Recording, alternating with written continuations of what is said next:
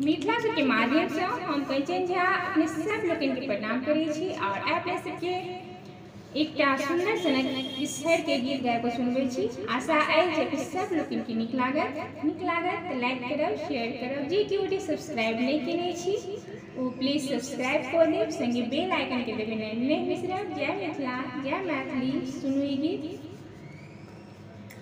आई लह लह करे एती बिसहरी माय, आई लह लह करे एती बिसहरी माय, बिसहरी माय है शिव के दुलारी, बिसहरी माय है शिव के दुलार। आई लह लह करे एती बिसहरी माय, आई लह लह करे एती बिसहरी माय।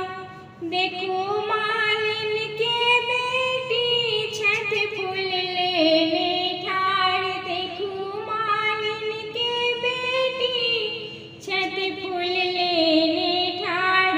लिया लिया है बिसहरी अपन सिंगार, लिया लिया है बिसहरी अपन सिंगार। आई लह लह करे एती बिसहरी माय, आई लह लह करे एती बिसहरी माय। देखो बालिन के बेटी छठ दूध लेने ठाड़, देखो बालिन के बेटी छठ दूध लेने ठाड़। लिया लिया है बिसहरी अपन आहार, लिया लिया है बिसहरी अपन आहार। आई लह लह करे एती बिसहरी माय, आई लह लह करे एती बिसहरी माय।